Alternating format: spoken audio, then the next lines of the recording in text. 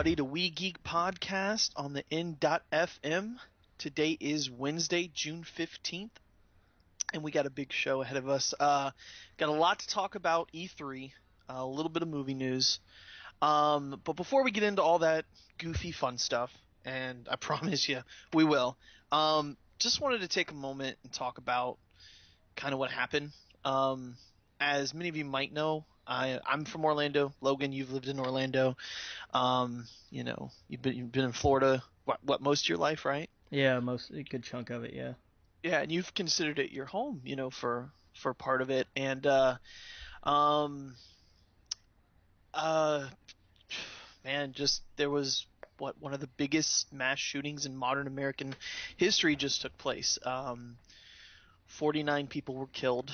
I think I don't have the numbers in front of me. 53 or so, some injured in it, and it was a hate crime. They targeted a gay bar on Latin night, Yeah. um, and it's still all being investigated, but that much is very much clear. And I think that affects us all. You know, especially the LGBT community and their allies. And uh, I mean, what do you say? It's unnecessary. It is cruel, and you know, it. They wanted to take a shot at America, and they did it at a gay bar on Latin night. That was the best way to do it, and they thought. But being in Orlando, I saw what happened the day of, the day after, and the people, dude. We went to to donate blood, and there was a 5 hour line. They basically said if you weren't a certain blood type, to set up an appointment, which we did. And we drove to Walmart, grabbed a bunch of water, took it to the people there because they're out in the Florida heat, for hours waiting to donate blood, and to see the love and support, it outnumbers what that one guy did. And yeah, man, it's horrible. I know some people.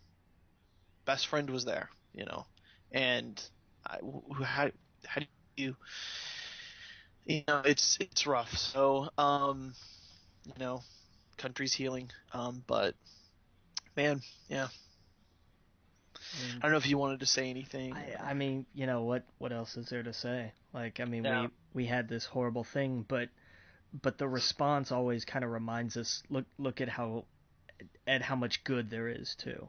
Oh yeah, 1,000,000 to 1.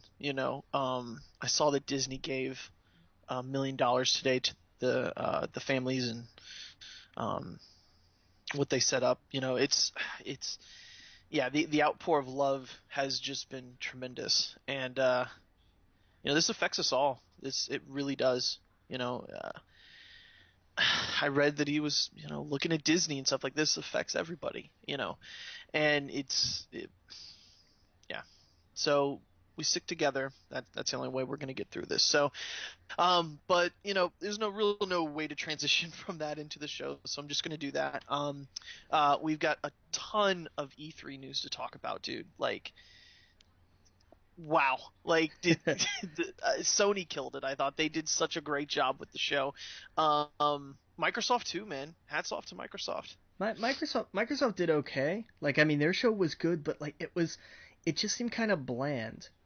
Like, I mean, Well, compared to Sony, yes. well, I mean, even before that though, like when I was watching Oh, it, really? because I watched it after I got home from work, and that was the Mhm. first thing I did. I was like, I could watch Ubisoft. So I'm like, no, we're gonna do these in order. So I went and I watched Microsoft, and I was like, okay, this looks exactly like every other Microsoft conference. Right. And like the gameplay they showed, it was like, okay, cool. If you're, part of me is like, I'm not a Gears fan, so this doesn't really excite me. Okay, that's fair enough. But like so much of the other stuff they showed, it was like it didn't excite me for anything. I don't think. And Right. I mean, that was weird to me. Like there should always be something where I'm like, okay, yeah, I'm not a big Xbox guy. I'm not big on their exclusives. This doesn't really do much for me. But usually there's something. Horizon 3, I'll give them that. Forza Horizon 3 I got excited for. That was one. But but most of the other stuff I was like, okay, this isn't really swinging me around on anything here. Right. Yeah. No. There was some that really stuck out to me, like the Sea of Thieves. That was cool. That was That cool. was I was like, okay, I could see myself playing that. I liked how they presented Scorpio, but we'll get into all that in a little bit. Yeah, we're getting ahead of ourselves. Yeah, that was yeah. It's been a pretty good E3 so far. I think I love that we get to sit at home now and just absorb it all and analyze it all. And any of the big, you know, I follow a lot, not the like IGN or GameSpot. I follow like Giant Bomb. I follow Kind of Funny.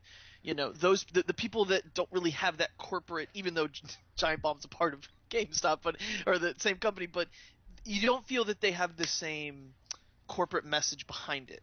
You know, they speak a little bit more freely, I guess. Right. Yeah. Um, yeah, to hear them say like we would rather be sitting at home doing this. Like, Yeah. there's no reason to come here, even though I would love to go to E3, and that would be such an amazing event. Most of them say go there once, that's great, but after that, you know, I'm glad that we get to sit back on our couch or in front of our computer and absorb it all like Right. they do, you know. And PAX really is more of the show to go to play stuff. I think, from what I can tell, that's more of the community, more of the, you know, Well, I mean, event type thing. E3 is for investors. That's why Right. you have so many. I mean, for God's sakes, there's still QuakeCon, there's Minecon, there's BlizzCon, there's. I mean, Oh, Sony is doing its own thing too with the experience and X yep. and all that stuff. Like there's E3 is just kind of there as an institution. It was Oh yeah. the only big thing for a while, but then largely with the explosion of the internet, like Hmm. now it makes more sense. Hey, we can host our own special events at different times in different places. Hmm. Yeah. Oh, totally. Yeah. You know, I wish just wish one of them would come down here. It seems to either be in New York or California. Well, they um, did. Sega did a big thing in Palm Springs like 20 years ago, so there's that. uh, But that's what did it. That's what made them never want to come back. right, yeah, because the power went out Yep. in the middle Oh, of the oh yeah, summer. that's right. That's It right. was Yeah. it, yeah. But you know what? I can't complain, man. We got Star Wars Celebration, so Right. can't complain. That's my favorite thing. So, but man, I would kill for a BlizzCon here. That oh man, God, we'll get into Warcraft later. Um, but I'm a sucker for Blizzard. I just really am. But yeah, man. So it's it's been fun. And luckily, thankfully, the way my days off fell on all those days off. Oh, So I nice. got yeah. So I got to wake up, relax, did some stuff around the house, got everything I needed to take care of done way before they started, and then I would turn on, you know, Giant Bomb stream of it. I watched theirs a lot more, even though they talk over everything. Sometimes I had to mute them and then watch the real stream. Especially when the trailers, I didn't want to hear any of them talk. I Yeah. like to hear them talk after like the trailers and stuff like that. Yeah, like Um, I'll go back and probably rewatch those streams because it'll be great to hear the reactions. But my first time through was like, I gotta find GameSpot or IGN or yep. somebody who's Yeah. just like, no, just the stream. That's it. Just Exactly. That's exactly what I did for Sony's. I went back and watched Kind of Funnies because they are the biggest Sony fanboys on the planet. You know, Colin's president of Vita Island. oh god, But yeah, that's right. Oh, and I it's gotta funny go because see that. they know all the behind the scenes stuff, like or most of it. I'm sorry. So you know they talk about after the show. They talk about Spider-Man. They talk about like knowing that was going to happen, and how they couldn't enter it into the predictions. So like it's interesting going back and listening to them like, well, we've kind of known about this for like 4 months now. God of War we've known about for years and all this other stuff. So I don't know, it's really interesting. Yeah, I recommend stay away from the Sony conference with Giant Bomb. They're way too cynical, I think. Really? And that's the problem with I love Giant Bomb. They're the podcast I listen to probably the most. They're the number one in my mind. But they're so what's the word? They're very cynical when it comes to games journalism. They're very like, how can we rip this thing apart and sound funny? It was like three of them were trying to just crack jokes and be cynical, and the other three were like, hey, this actually looks pretty cool, you know. he's got a beard, and like they're like, well, I don't know, how no, they just, it got very cynical, and I had to turn it off. I was like, no, no, no, Yeah. I'm gonna enjoy this, and I did, dude. The orchestra, but we're again, wow. I gotta stop myself. We're getting way too ahead of ourselves. We got movie news to talk about, but we'll get on to E3 stuff in a little bit. I promise you, there's so much to talk about. But let's get in. Let's switch some gears, rewind a bit, and let's get into some movie news. Now, I know you saw Warcraft, so we'll talk about that later. But take it off the top here. I hear there was some Marvel news. Doug Liman, who's supposed to be directing Gambit, is going to be jumping into another young adult franchise. What's Chaos Walking, which Mm. I've never heard of. I know nothing about, but they think maybe that means he's jumping ship from Gambit. Oh wow, So yeah, that would be two that they've gone through now. wow, that's not good. No, because I mean that would just mean like here's this director who's like, oh yeah, I'm attached to this thing that's like a sort of spin-off from a franchise that used to be big and now isn't really making a whole lot of money. Oh hey, here's another young adult thing that's not going anywhere. I'm gonna get on that. But it Like, doesn't make any sense. It's like you, as a filmmaker, you would be like, okay, yes, people are gonna go see Gambit no matter what. You eh, know, I don't it know. it's not gonna be Fantastic Four. I have no doubt about that. You first of all, come on, look at, as much as Channing Tatum probably wouldn't have been our best, best bet for Gambit. Man, He's a draw. That's fair. he's a draw. He's a draw. So are X-Men. People are gonna go see it. It wouldn't. I don't think it'd make like, I don't think it'd bomb like Fantastic Four bombed. But the more of the news like this, the worse it Well, gets. and I mean this now looks like it's problems with the process, whether it's Yeah. from the studio or what. But now, when a director's just like, oh hey, I just came on like a few months ago and now I'm out of here. Maybe, and again, Yeah. this is maybe he's leaving, Well, but as an X-Men fan, I'm telling you right now, Gambit is more of a, would you say Gambit than Deadpool. He's more of a uh, risk. I don't see, I see more people enjoying, even before Deadpool came out.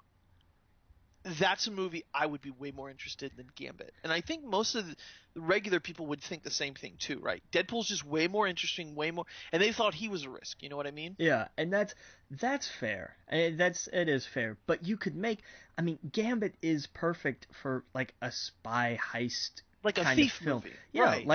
like I hate to use the Thomas Crown Affair as an example for anything, Oh, but just in a same sort of vein of like, hey, here's this guy, he's suave, he's charming, he's a rogue, he's also a thief, and he's a mutant. Hey, what do you know? Like right, Gambit was always my favorite X-Men. He right. was my favorite. So I want Oh, this okay. project to be awesome, but I I, I don't know, man. I thought I've after always, Deadpool, like they would have been like, hey, now we're gonna let people have a little more freedom because maybe they know better than us. And then we got Apocalypse, and we saw that the audience didn't pay up as much as I think Fox was expecting. well, I mean, I think you just nailed it on the head. Look at what people wanted, and look at Deadpool, for example. And it is the opposite of Apocalypse. It is a smaller film. It has so much heart, and I know that's such a cheap way to say something to say about it, but it really did. You could tell that the actors, the people behind the scenes, they're in love with Deadpool, and it shows. And the talent in it, the writing, all of it was such, I don't want to say masterpiece because it wasn't, but it was on in the comic book movie world. It was one of the best things I've ever seen in that genre or whatnot. If you wanted to put them all together, compared to Apocalypse, it just seemed like a giant studio. Let's get all of this together. Fuck the script. Who cares about the characters? I liked a lot of it more than I thought I was going to, but you can tell they were the complete opposite ends of what a studio comic book movie could be. And look how much money Deadpool made Yeah, in comparison. exactly. Like when Yeah.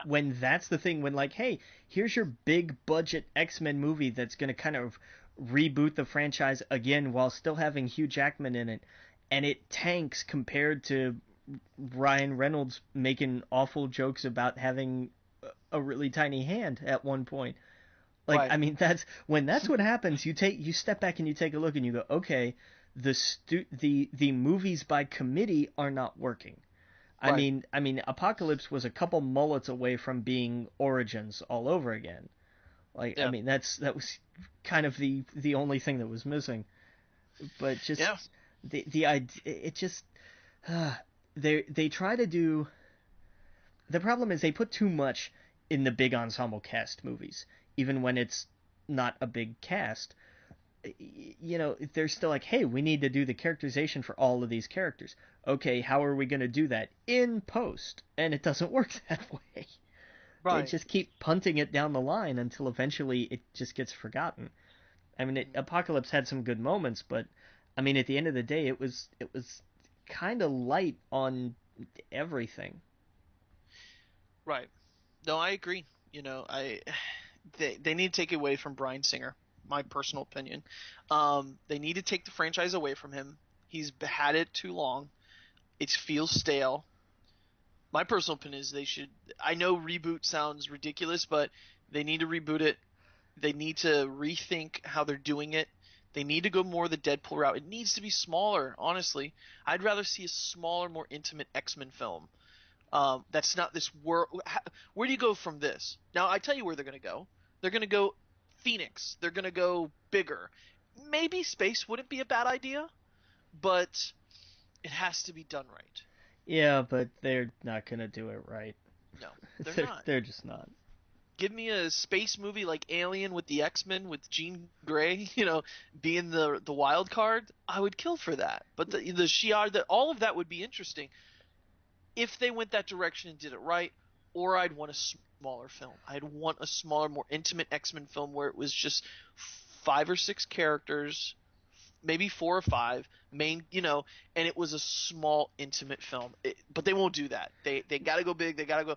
Even though look at Deadpool, the smallest of the films they've done, and it's done the best. Yeah, yeah. So I hope you know, and of course there was no way for them to turn Apocalypse around once Deadpool hit.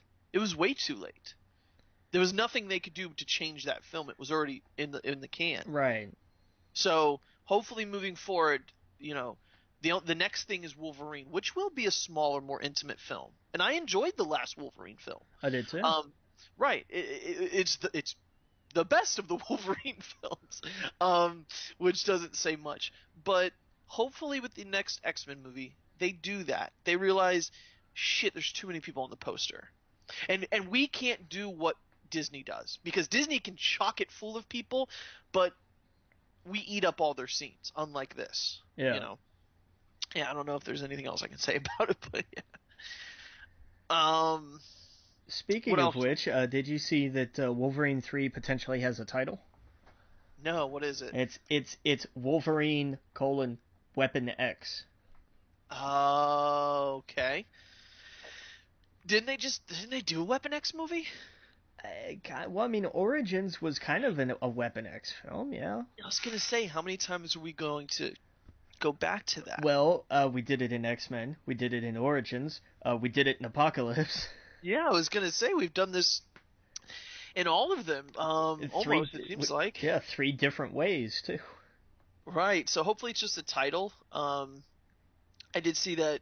See there, you know, speculation that X-23 joins the film. I did see he was with, like a little girl. I don't know the actress. Um, I hadn't seen that. did you see this? Yeah, he's like holding her hand. I saw Professor Xavier. Yeah, I saw Old Man Logan and Old Man Xavier. I did see Right. that picture. That was an It interesting picture. it seems like they've gone away from the Old Man Logan Yeah, idea. I mean, you know, well, because I mean, they can't. So much of Old Man Logan revolves around But characters they don't have. didn't they come out and say they were doing Old Man Logan? They must have taken that back now. Well, I think the idea was they were doing it in the same vein as Old Man Logan, because they couldn't have come out and said we're doing Old Man Logan because you can't. They don't have Hulk, they don't have Red Skull, they don't have any of that stuff. Right, right, They right. couldn't have had the Spider Buggy, which was the most awesome part of that. Oh yeah, yeah, exactly. No, I mean just the idea of the tone I think was more like what they were talking about. Mhm. They were like, Yeah, look, this isn't happy, fluffy '90s kind of. No, this is that this is, and it's not just dark and gritty for the sake of being dark and gritty either. I'll get the quote. It says, Kinberg says the film takes place in the future, and as you and others reported, it's an R-rated movie. It's violent. It's kind of like a Western in its tone. It's just very cool, different film. So, okay, I'm in for that, Yeah. That makes sense. Old Man Logan was kind of like a little Western. There's a lot in the desert. There was a lot, like, he was very Clint Eastwood in it. So, that makes sense. That'd be interesting, God, how old would Professor X be? I mean, he'd have to be 80s, like mid 80s, early 90s, probably. Yeah, man. Okay. I saw that Sharon Stone unannounced role in an unannounced film will have a superpower for one of the Marvel films. She's gotta be Wasp, right? Like old. I would think so. Yeah, the original Wasp. Yeah, that makes sense. She dropped that line not too long ago on like a Tonight Show, right? Well, yeah, her thing was like, I have a wee part in a Marvel film. Right, right. It's like, small because you shrank. Oh, that's cute. Yeah, that's got to be in the Ant-Man movie.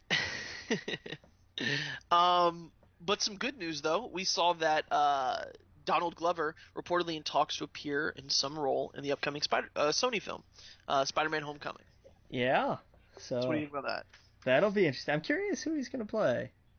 Oh yeah. Well, I mean, I know but anyone listening, he was in the news a few years ago about when they rebooted Spider-Man and they picked Andrew Garfield.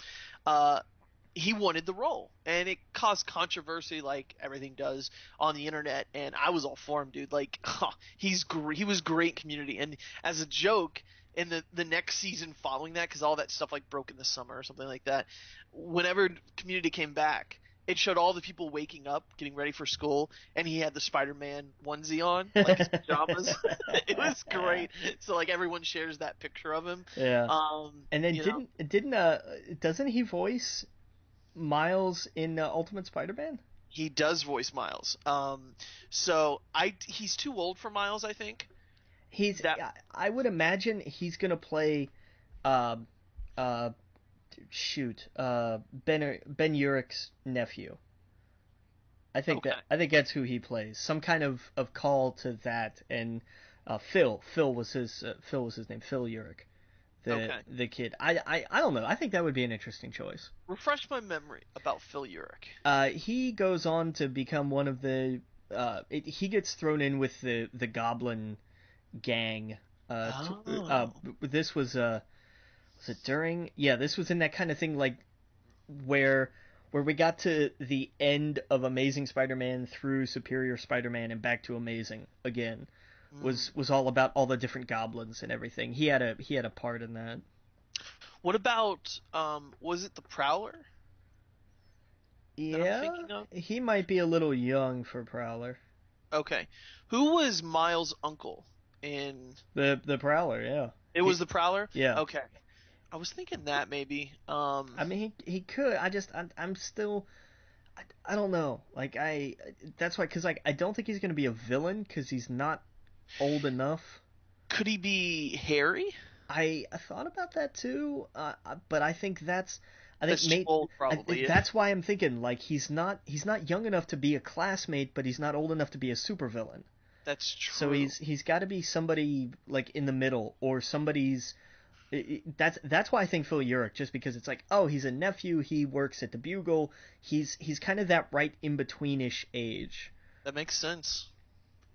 But That does make sense. or somebody along those veins, he's a lab assistant at Oscorp or something. He'll have I don't know. There's a lot of them out there. That's just the only one that I can think of right now. Yeah. Well, man, hats off to Marvel. They're making a really diverse film, I think, and I'm all for it, dude. I would have loved to see him as Miles or Peter, but time has passed and he can't do that. So, Yeah. but yeah, dude, this movie just I can't wait for it.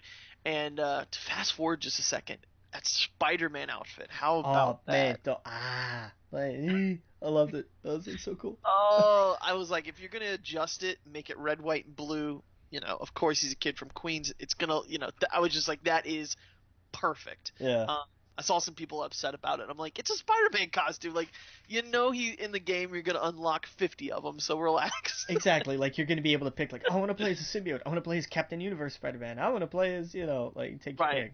pick. Oh yeah, I thought it would have been a little bit boring if it was the Yeah. same generic thing, and it's just generic enough for it looks different enough and the same to make me not like, oh, that's not you know what I mean? Right. Like It's such a simple redesign. They took right. all the black elements of the costume, which are just the lines and the logo, and they made them white.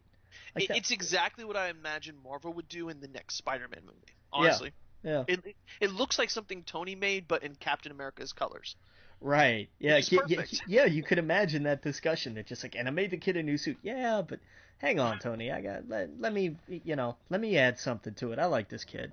Exactly. That's exactly, that's the feel I got from it. And I was like, that's perfect. They didn't make it like purple and yellow and green or something, some strange colors. It was like that makes sense for Spider-Man. Oh my god, I just had the greatest idea for a note for a new what if Steve Rogers had been bitten by the radioactive spider. So we get wait for it, the Star Spangled Spider-Man. Yeah, that would be interesting. Have him back in like World War II. uh, That would be a great one uh, if I totally read that. I did it just for that joke. It made me laugh Oh way too yeah. much. Yeah. That Uh, would be funny. Or what if, Peter Parker got the super soldier serum? exactly, right? That'd be a cool what if. um but yeah, man. So what Uh, else do we got here? What is this? Is it Mona? Moana. Moana. I knew I was spelling it wrong or saying it wrong. Yeah. Disney released the first trailer for it. What'd you think of it? Awesome. I'm in. Right. Yeah, me too. I love how the Rock's character Maui, like the first shot of him is he just kind of looks at the camera and does the eyebrow. I was like, Oh yeah. oh, they did that. I'm like, oh yeah, they did that. That's right. Yeah. No, I thought it was great. It looks very Disney, and I'm all for it. Yeah, but new, like very, like there's a really different feel to it. It looks Hmm. like just the tropical setting, and there's, I don't know, there doesn't seem to be a whole lot of characters. Right. No. No. No. Like there's not a lot. I mean, even in the setting, Hmm. like just like, oh, it's in a place where there are people. It doesn't seem like that. And I don't know, it had a really interesting, very adventurous kind of feel to it. I liked it. Right. It kind of gave me like a Hercules, Lilo and Stitch. I don't know. It was like a weird Right. mismatch of the Disney movies, and it looks great. It sounded funny. You know. I would, I would love to see The Rock dub over all of Stitch's lines in Lilo and Stitch. Right, man. He's in everything. He's Right? literally in everything. I can't. Yeah, he's got to be in at least probably 3 or 4 films next year. Well, and I mean this year, like he's got Oh, Central Intelligence, he's got Fast Eight, he's got no Fast Eight's next year, right? Isn't it? oh. Fast 8 is next year. Yeah. Yeah. Yeah. But just busy dude, busy dude. Oh yeah. Well, we're gonna take a quick bake. We're gonna take a quick break, and when we get back, we're gonna talk about TV, and then video games. You're listening to We Geek Podcast on the N.FM. See you guys in a minute. Welcome back to We Geek Podcast on the N.FM, and we got one little thing of movie news to talk about. You go ahead and take it though. Yeah. So we know Netflix is doing a live action Death Note movie, uh, for whatever reason, and Keith Stanfield, who was in Straight Outta Compton, has been added to the cast. Okay. So. Now it's Death Note. That's the one. Which one were you? No, you were saying Full Metal Alchemist. Have you ever read Death Note or seen it? Yeah, I know Death Note. I don't know Full Metal Alchemist. Well, then, did you tell me to watch Death Note then? Yes, I did. Okay, I'm mixing them up. I'm sorry. um, yeah, I guess they got a date as well. I hadn't seen that. Yeah, let me see if I can find it. Um, I just saw it up here. Okay, Death Note is June 29th through August 30th. I guess that's the window. And Predator is September 26th through December 20th. That's the window as well. Okay, interesting. Yeah. Or that's when they're. I'm sorry. That's when they're filming it. I apologize. Ah, okay. Yeah, that's why there's the window. I'm like, wait a second. But yeah, so all right, I gotta give that a shot. I just I haven't turned on Netflix in a while. Um, all right, we got some TV news, and I loved this. I thought this was fantastic. Got some Mallrat news. The sequel to Kevin Smith's film became a 10-part TV series instead, and from what I understand, it has a lot to do with the fact that he loved the process of Flash. Yeah, his whole like he went up and directed that episode, and it just flipped his entire view.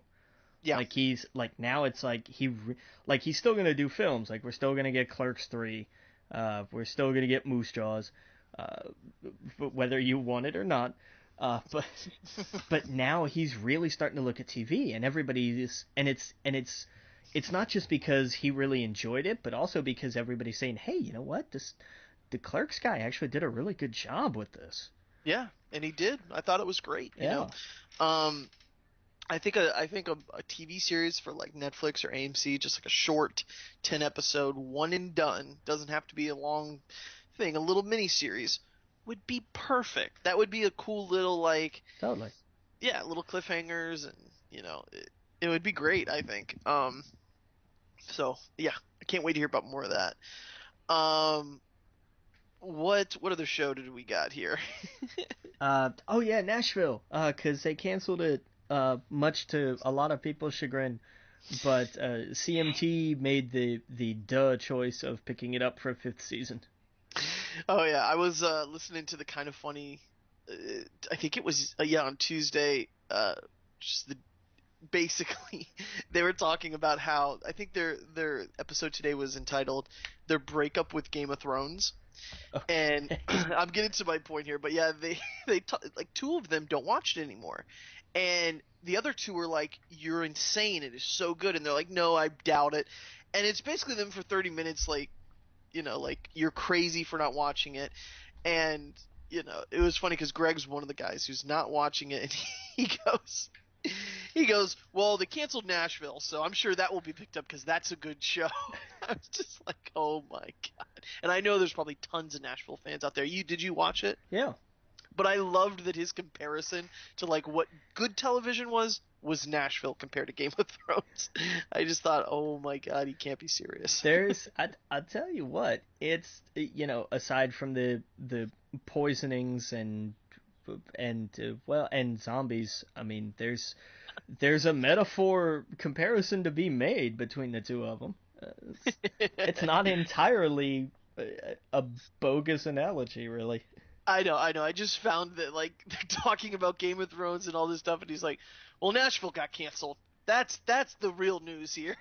Just thought like, "Oh my God." Like, okay. I'm sure it's good. I'm sure people love it. That's why it got picked back up again. It's a good thing CMT did it. Makes sense. You know. Um, but yeah, I found that funny. Um, what else do we got? We got some extra news before we jump into video games. Yeah, they're doing a new Josie and the Pussycats comic. Oh, sweet. If there's not a Jabberjaw crossover at some point, I don't care. Oh man, there's supposed to be a lot of comics coming out this week, like Teen Titans. Oh yeah, that's right. It's our next rebirth Yep, run. yep, yeah. I hear it's really good. I saw comic, the local comic shop. Aaron talk about it. Oh yeah, I'm working this Saturday, but they're having an event for what happened in Orlando, and all the donations and all that stuff goes to the families. But so if you're local, if you're in Orlando, go to that a comic shop. Oh, 436. But yeah, and I was watching his video, and he was talking about Teen Titans being really good, Justice League being really good, Batman being really good, Green Lantern being really good, which I thought they just came out 2 weeks ago, but I guess those were zero issues or something. And there's also like three different Batman. We're back to like a bunch of different Batmans and a bunch of different Well, lanterns and from what I understand, the ones we read before were titled Rebirth, Batman #1. This is Batman #1. Yep. okay. Yep. Same with Green Lantern and So whatnot. they So, they they were essentially zero issues. right. This is the issue where we're gonna get like those two crime fighters that we see on the cover, like what their story and what's all that about. This is the issue of Teen Titans where it's all about Wally West and like him touching people and giving them their all the time gone back. And so I'm excited. I know there's a new Civil War out too as well, so pretty pumped, pretty excited. Can't wait to read more of that. I'm reading more comics now than I have been in years. So Well, that's good. yep. Oh yeah. Um, let's just get into video games, man.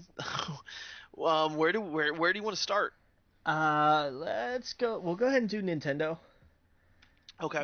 Because there's really just a couple things to talk about. We're gonna talk a lot about them, but just in terms of like sheer number of bullet points, there aren't that many. Yeah. So the big one right out the gate was Zelda. Yeah, got a new title and everything. Breath of the Wild, or Yeah. Breath of the Wild. Yeah. And it looks like a breath of fresh air. Um, what do you think? What did you think of it when you saw it? I loved it. Like it was kind of like it was funny because I had the same kind of feeling watching the trailer and the gameplay, kind of that I got from Moana. It was like, hey, look, here's a big, like, it's an overgrown world and there's not a lot. You're kind of on your own. Like Right. there's still the voiceover in the trailer and everything, so somebody's talking to you. Hmm. But like it seemed like this looked like an adventure. Like, Yeah. because that map was huge. Oh yeah. It's an open world in every sense of the word. Yeah. It reminded me a little bit of Ocarina. Um, it looked kind of like Wind Waker, but not as, you know what I mean? Not Yeah, as it was. cartoony, but a step Yeah, in that direction. it was like it was kind of like they softened the edges around Skyward Sword a little. Okay, yep. That was what I thought. Maybe that's the one I'm thinking of. No, you've got right, because Wind Waker was really cartoony, but it was like That's right.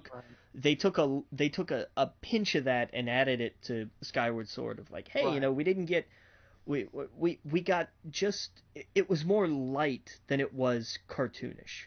Right, Like right. That's it was a lighter kind of art style, and it was really something. Like I yeah. haven't been even for Skyward Sword, I wasn't terribly excited. I was like, oh hey, it's a Zelda game. Hey, that looks pretty cool. But then Hmm. seeing this, I was like, wow, this really looks like something. Yeah. Yeah, no doubt. It definitely does. It is, it's a big game. It doesn't look like, like or not Game of Thrones, like Skyrim, where every city has a bunch of populace and it doesn't look like that, Yeah. but it's definitely something that Zelda's never done before. Oh yeah, big Um, time. right, right. It's like for example, you can equip things like gear and swords, and I saw them playing, and it showed like they were, I guess, in a frozen area, and he's wearing basically nothing. So they switch him to wearing like longer sleeves and stuff like that, and he's not freezing anymore in the animation. I thought that Right. was cool. Um, And and like there were different weapons, and I don't mean like hey a bow and a hook shot or something. I mean like no, he's got an axe. right. Like I mean, and you're using it to chop down trees to make a bridge, Hmm. and like actual like it's not just oh hey by the way here's a weapon. It's like oh and even in combat, Yep. they went after like I saw part of the gameplay and it was like oh and he missed that swing on whatever the thing was he was fighting, and he hit the tree, and instead Hmm. of it just like bouncing off, it actually took a chunk out of it. Yeah. Oh, yeah. And that's the thing. It showed the swords breaking that he was using, the wooden swords. So like that tells you there's durability to it. And I'm sure the more further you get, of course, when you get the master sword, it's not going to do that. But Well, I mean, did you see the Master Sword? That thing seen better days. well, maybe I didn't. I guess I didn't see It that. was half rusted. It looked like it's been sitting there for centuries. And that's the thing. And maybe because I watched a lot of it, I didn't watch all of it because their Nintendo show was just all over the place. Yeah. The Pokemon thing dragged on for way too long, but it looked like he'd go up to a ruin, and you hear the person saying, "Well, here are all these creatures that you saw some of them in the trailer that they've been sitting here, and this is a world that is long past." And they don't explain anything, at least in the stream that I looked at. And they even said you're just thrown into this world. You basically wake up from a tomb, and water is draining, and it looked very alien, actually. and it's almost like, you know, like it reminded me of the Doom intro, where it's like, now rise and protect us, Right. from this world. Interesting. And so, is he a clone? What is he? So he gets up and he runs out, and the narrator's explaining things, and it's the tutorial, but it's like, okay, he's back in this world, a world that maybe he saved a long time ago and went to sleep. Who knows? But and then of course I think those statues come to life, or they have to because they're in the trailer for the game. So I don't know. Did you see more of it? Is that what happened? I didn't see a whole lot. Like I tuned in like at bits and pieces. Okay, so maybe they did that in the trailer, maybe not. But it made me really interested. Yeah, it definitely, it's not like, oh, and here's Link and he's going on this quest to do this and this. It's like, here's Link and here's this world and enjoy. Yeah. And I was like, okay, all right, okay, because now it's like you have that little magic bag that you can draw stuff with. Like it had a Scribblenauts element to it, like that, Yeah, where yeah, it it was just did. like, hey, I drew this giant stick in the sky with my magic bag, and it fell on these enemies. And I was like, well, that's different. Yeah. Oh yeah, it's totally different. I love that you get a gamepad at the beginning of the game. I'm like, that looks surprisingly like a handheld device. Well, and I mean, I think it's just more of just kind of like you're channeling that magic. I think that's what they've done with the magic instead of the standard spells you usually Well, get.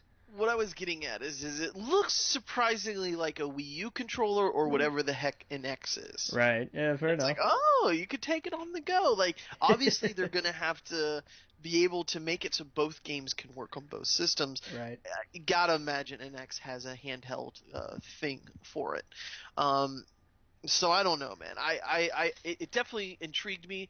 Um, I knew I was gonna get Pokemon Sun and Moon. They did not need to spend hours on it. Yeah. Um, Yeah, man. they killed it. It's like bam, right out the gate with Zelda, and it's like, oh, this is awesome. This is different. This is what everyone's been wanting and clamoring at. All right, show us something else. We're ready to go. Fucking an hour. I'm like, oh, Pokemon, cool. Maybe we'll see some new ones. It's like, nope, it's all the same old shit. There's a few different things though. I gotta say, there's like a battle royal mode Yeah, where but it's a four-way free for all basically. yeah, it's a four-way free for all. Whoever knocks out another point wins. Um, or I forgot how it goes, but I was like, oh, that's different. That's a little bit different, but it's like you don't need to spend an hour telling me that you're the new kid in town, how to catch Pokemon, and that there's a gym at the end of the road.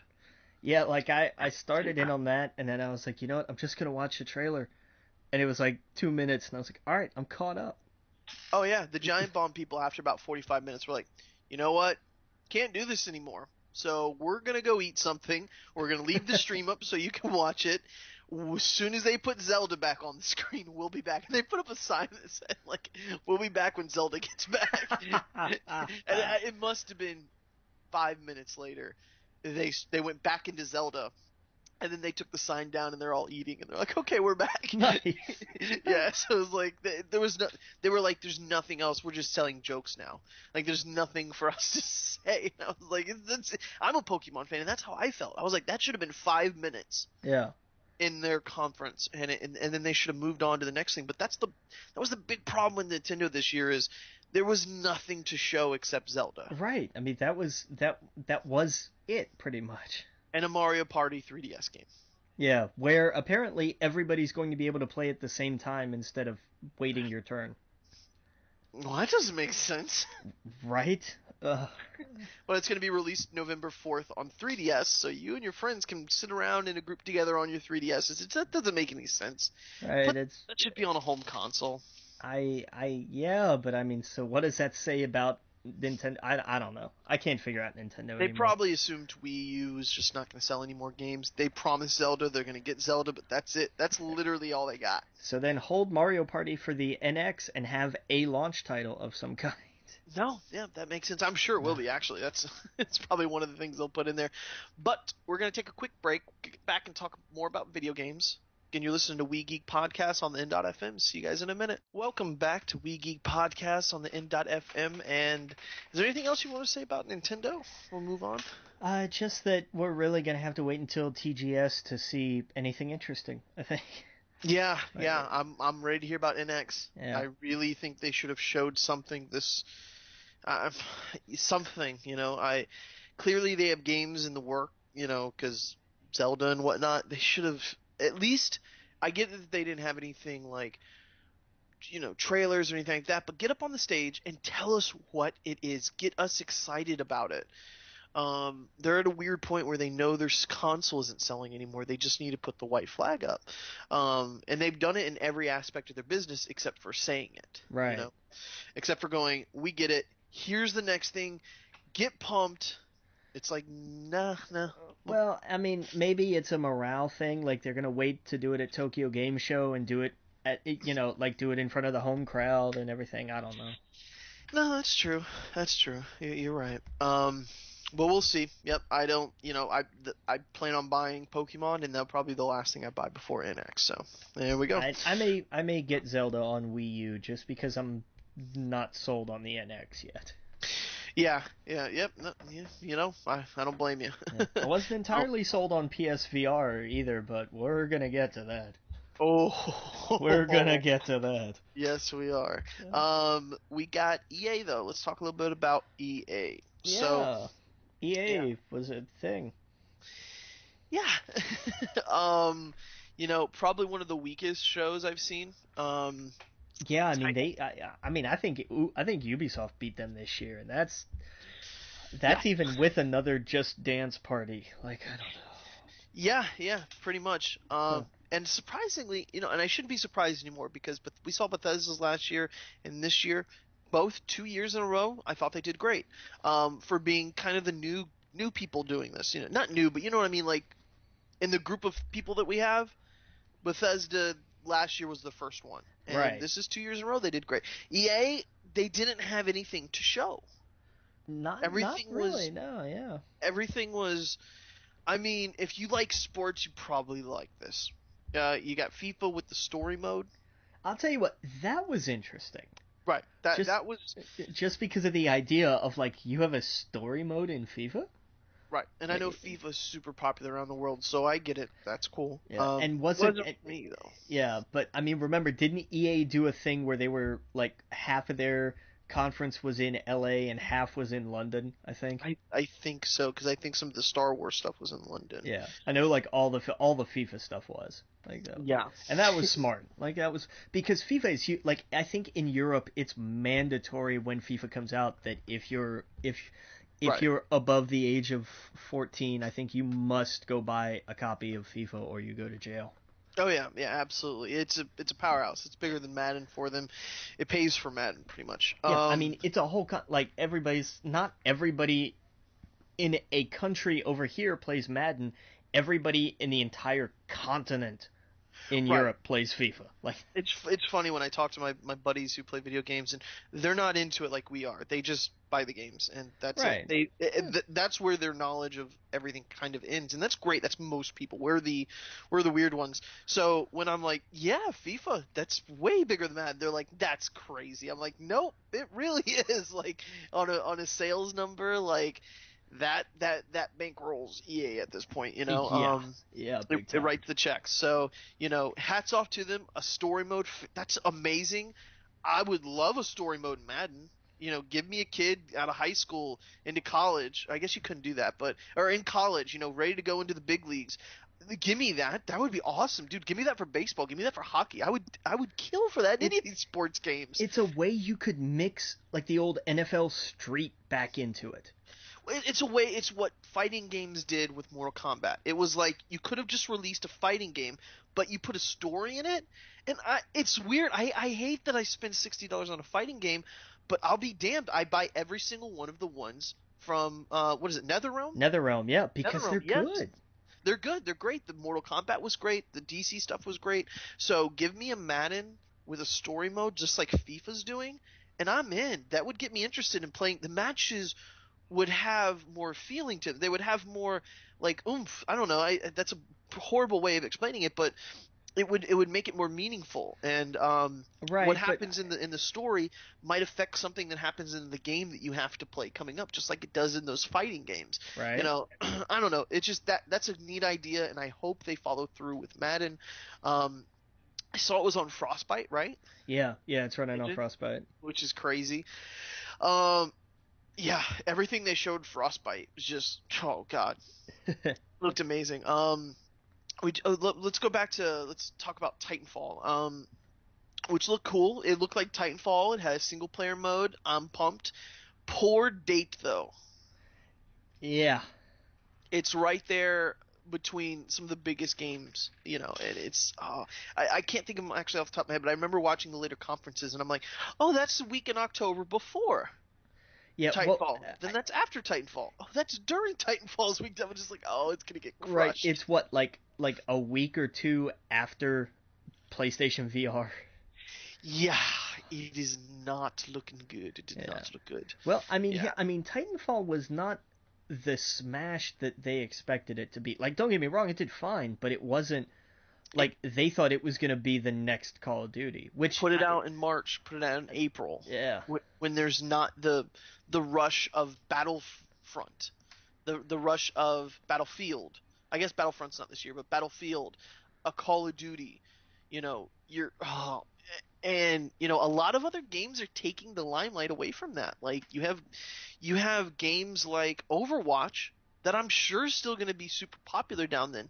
It's flooding the market. Overwatch came out at a perfect time. Nothing. I mean, it killed Battleborn, but there was nothing around it. yeah, nobody was really playing Battleborn all that much anyway. Right, exactly. That's what Titanfall needs to do, so that it doesn't go up against these juggernauts. Like it's kind of sad. I feel bad for it. Yeah. Oh well. Yeah. Them's the breaks. Yep. What else do we got here? What was the EA Originals thing?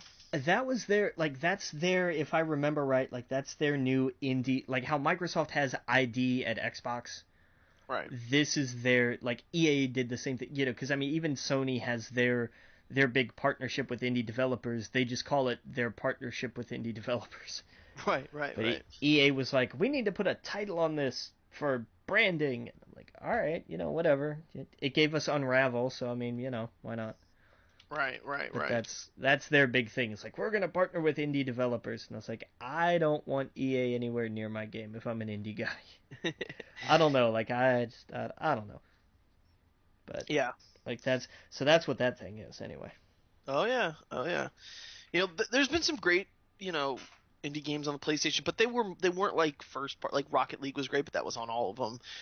Transistor, like Firewatch. I'm trying to think of some of the indie games. Axiom Verge was one that Yeah. was only on PlayStation. That was fantastic. Um, Witness was great, but I don't think that was. I think that was on all of them. I can't think of any that were Swapper. Maybe, I don't know. Well, and a lot of them come to PlayStation Plus too. So, Right, and um, I think a lot of them come. I think a lot of them are timed exclusives more than anything. right, right, right. Yeah. Oh, Shovel Knight. That was another good one. What else do we got here? Oh, and I picked up Brothers the other day. Have you heard of it? I heard it was Yeah, really good. It was on yeah, but refresh my memory. Like I remember the title, but what was?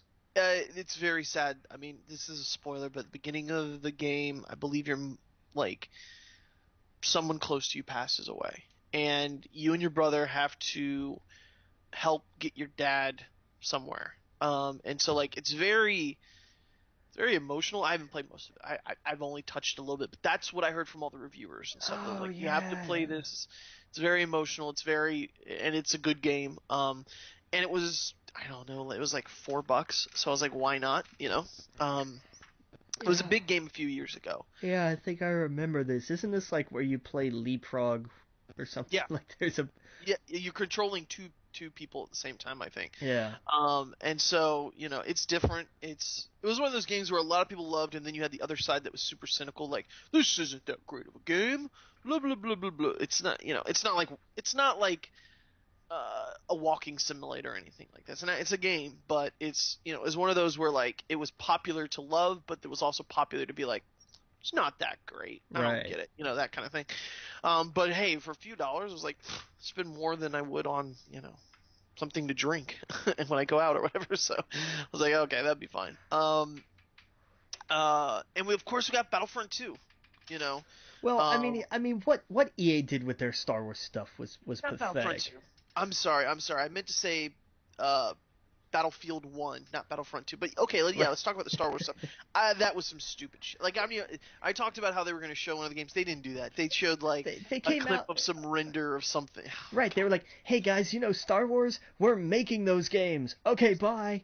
they did the It's same thing last year, and it's yeah, super annoying. yeah. Or no, I'm sorry, the year before that, when they teased Battlefront, they were like, "Guess what? We got a chance to hang out with all these Star Wars people, and we got to, play with the toys, and it made you jealous for 5 minutes, and then the video ends, and you're like, fucking show us something. Right. We got more Star Wars in the Sony press conference than we did in EA's. Oh, that was so infuriating. I'm like, they show you literally a 2-second clip of a guy walking out of a door, generic blah blah blah, and it says like this is a pre-rendered, not in the game blah. It was like you showed us nothing. You showed us a guy walking through a door Right.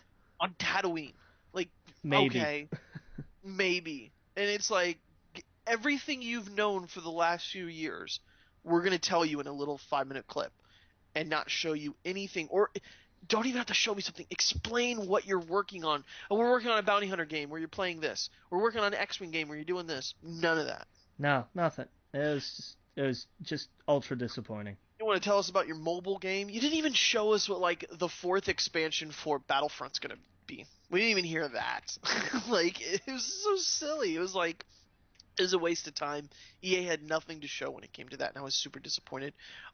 We do gotta take a quick break though, but we'll be back. We'll get back. We'll talk more video games. Again, you're listening to We Geek Podcast on the N.FM. See you guys in a minute. Welcome back to We Geek Podcast on the N.FM.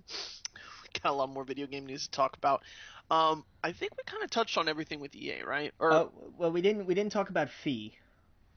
oh, okay. What's that? That was their big next EA Originals Oh, thing. I saw it. Did not look interesting to me. It's another one of these like, hey, look, video games can be moving and beautiful, and that's great.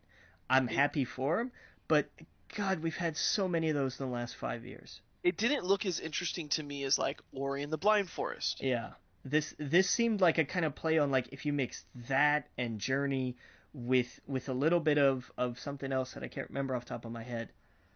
But it's like I don't like. I mean, You okay. know, the biggest indie game title that I want to play, we'll talk about it in a little bit, is Cuphead. Yes, yes, That's the yes. one where it's like it's just in a direction that no one else thought to go in art wise, and it's like why has it never happened before? Right. It's You know, old animation. You're playing an old Disney looking cartoon. It's that style of animation from back in the day. Like dude, I'm waiting for someone to wake up and go, let's do a Tick game, let's do a they Looney Tunes adventure game in the style that they did it in the 90s. well, but I mean they did a Tick game though.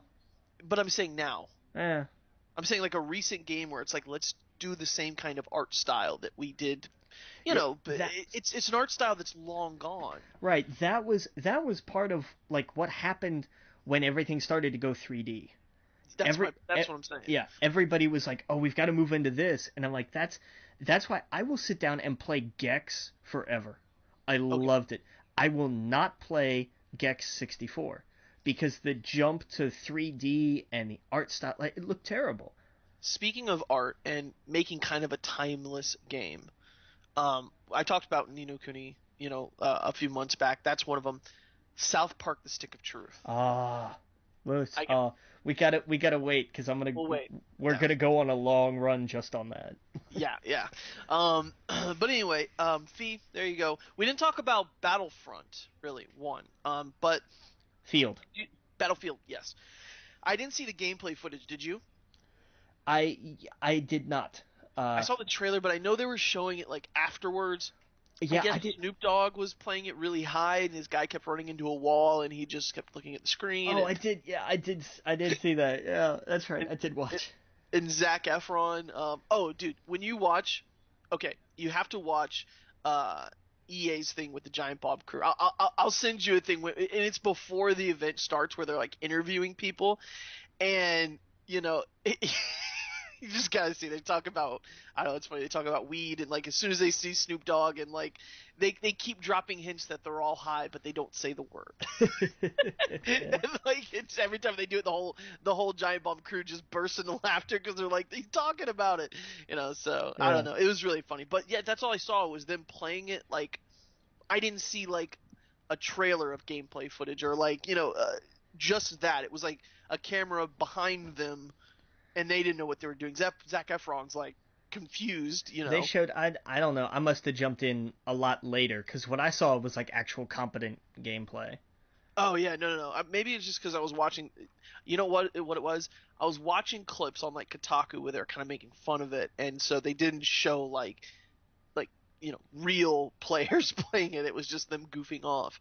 Well, and I'll tell But you what, like they had Jamie Foxx there, and he was hardcore into it.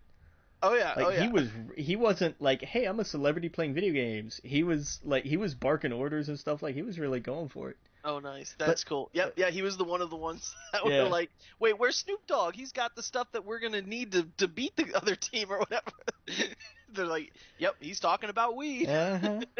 It was funny, but But it but looked, yeah, I that's all I mean, saw. it looked cool. I mean, it was a big map. It had a lot of people.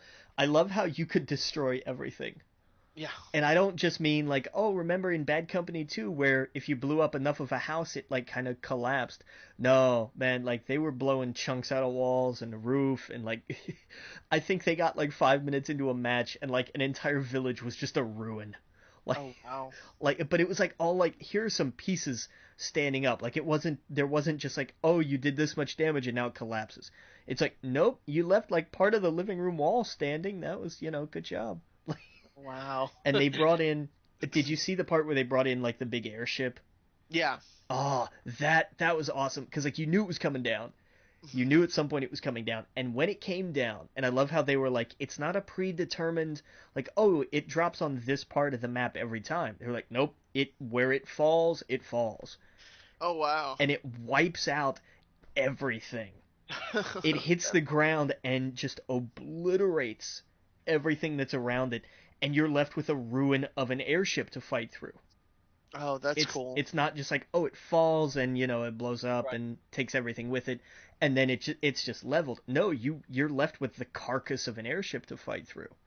See, God, that is so awesome. See, like that's, yeah. Go back and watch through that, and I love how one of the guys that was doing commentary for one of the EA guys was talking about when they play tested it earlier, like during rehearsal, I guess.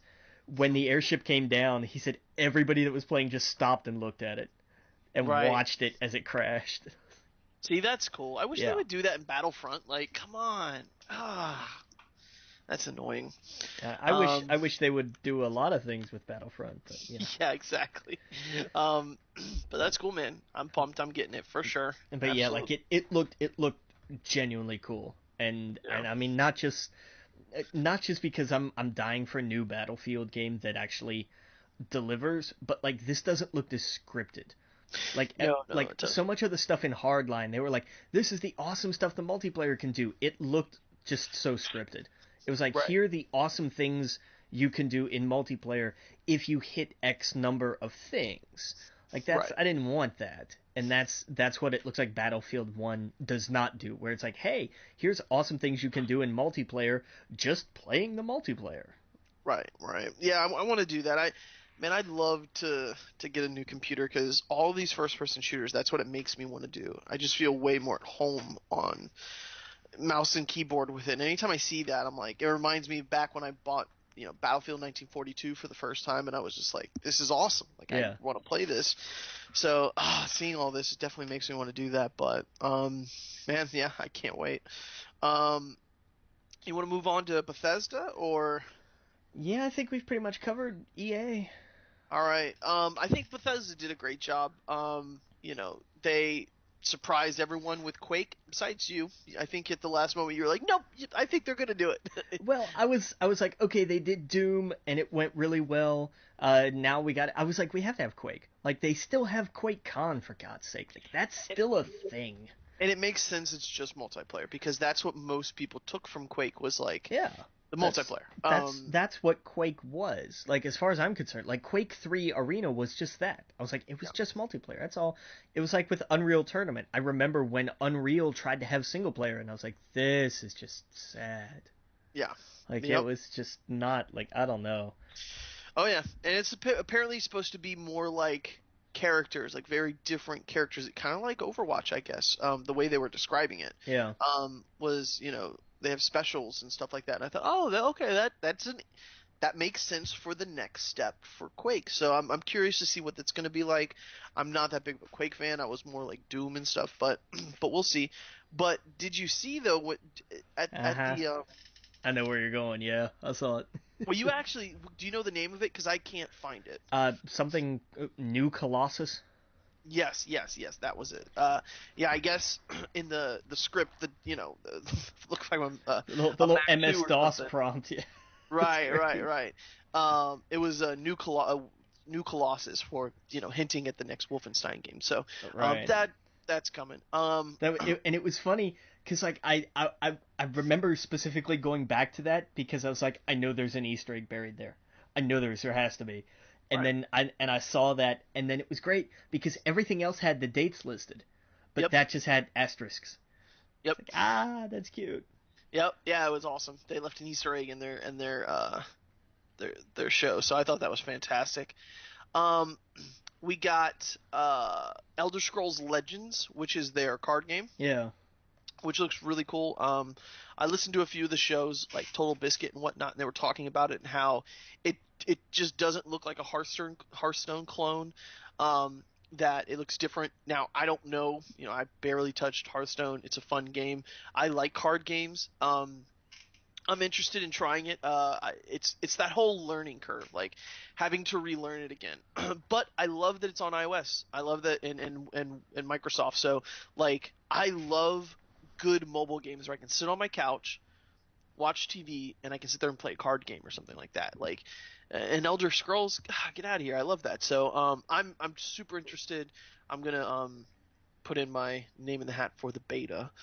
Um, what else do we got?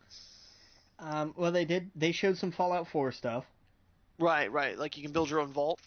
Yeah, that was neat. Where it kind of brought uh oh, what was the mobile game?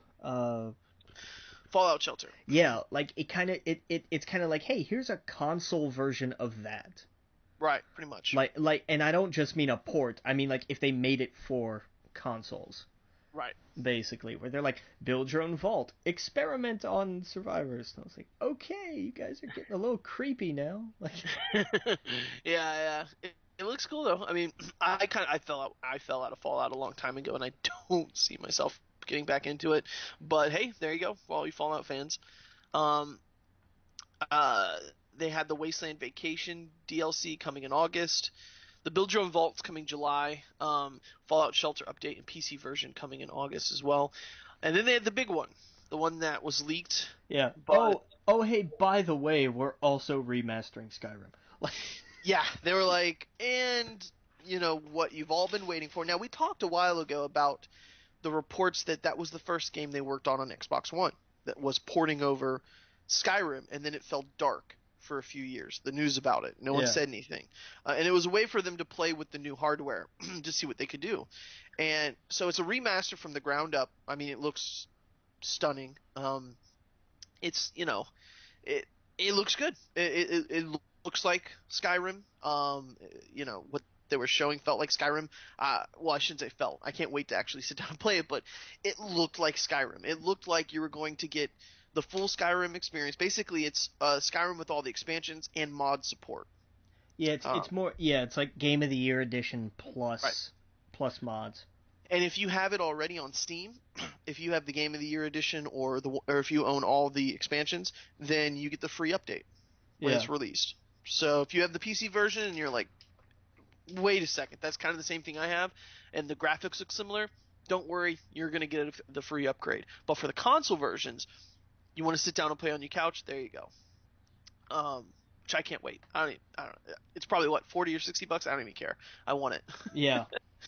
Yeah, that's man. I love me some Skyrim. Um, and it's coming October 28th, 2016. Excellent. Yeah. Excellent, excellent, excellent. We got God, Arcane Studios. wait, Oh, October 28th again? that's what I was saying. Yep, God, Titanfall. There you wow. go. Skyrim HD remastered. Which one are you gonna get? Gee, let me think. And that's the thing. Like, I mean, I'm sure most people are like, "Hey, I'd like a new game," but at the same time, it's Skyrim. Yeah, Give it I'm gonna be in the place of, hey, I just picked up my VR and got a couple of these games which we're gonna talk about after a while, so all of this is gonna have to wait. right. And Call of Duty comes out next week, and like the list goes on. It's just It, piling up. I felt so bad. it's a packed holiday season this year. It really is. Yeah, oh yeah. That's why I'm glad some of them were pushed to next year. Um, we got Arcane Studios Dishonored. Developer announces Prey. Yeah, they're rebooting Prey, and it looked awesome. Yeah, it totally did. It looked really cool. It looked super cool. It looked like Elysium meets Alien. Oh yeah, definitely. And I don't know, I like that. It's like, hey, you're on this space station, and it's kind of idyllic, and then everything goes wrong. Yeah, pretty much. Like, I know it's an old trope, but I don't care. I like that. Yeah. Oh yeah, definitely look fun. So we got that. We got some news about the Elder Scrolls Online. One Tamriel announced will remove level barriers for quests and areas. So basically, you can go anywhere now, which is cool. Apparently the game's doing really good. That and the Old Republic are doing fantastic. I really wish they went away and made it free, just like DC Online. But I guess that Old Republic is free, isn't it? no. Old Republic, you have to. Well, okay, yes. I'm sorry. Old Yeah. Republic is free to get. You can play to a certain level. Right. Well, like there is like all the really fun stuff is kind of end game ish, but it's all It is. expansions, right? Right. That expansion, yes, you do have to. I think it's like $15. Or no, I'm sorry. If you pay, if so, for example, you download the Old Republic, you can play like 1 through whatever the top number is before the expansions. All the content, mostly.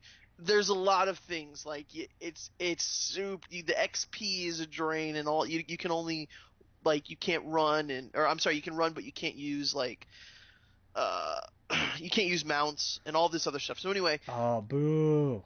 yeah. But it gets you. But if you pay the $15 a month, you get all the expansion stuff.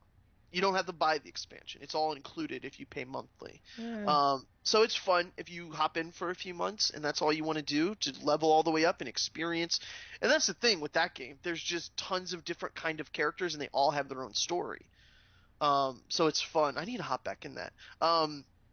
But Elder Scrolls Online, I wish they did that. I wish they were just like the game's free, so I could actually get people to play it because people are like, I'm not paying $60 for that. Hell, drop the price to $20, make it a reasonable buy-in. It Um, was on sale not that it long ago, wasn't it? it's always on sale, and that's great, but it's never when I try and talk my friends into it. It's like, oh, that's $60, not gonna happen. Yeah. I'm And like, now and is ESO subscription based or is it just you pay for the game? you just pay for the game. I think you can pay like $15 a month and you get all of these crowns, which is their currency. You get all this like I don't know, I guess extra stuff. So I don't it's more incentive than required. right, yeah. It's like basically That's I, fair. I That's think you're fair. paying $15 for a bunch of crowns and with that you can buy a lot of stuff. Um Otherwise you have to grind in the game to get gear and to get everything else and you actually have to play the game in order, with the paying for it, it's like, "Oh, okay, now I have 15,000 crowns and now I can go buy mounts and armor and walk through the game." So, yeah. But they had news about that. Um and let's see. Oh, they had some VR news, which was super interesting. They had VR Doom, um, which would be that's weird, but Well, and that'd the be thing creepy. was, they were just like, "Hey, we're doing some Doom for VR stuff," and like that was the end of it. They didn't show anything and say anything Uh, else. Like that was it. yeah, man, that's crazy. Then they had now this is what threw everyone back. Fallout 4 VR announced for HTC Vive in 2017. That was a big deal. That was huge. I don't know how they're gonna do that. My buddy's like, well, it's not coming on PlayStation. No way in hell it's coming on PlayStation.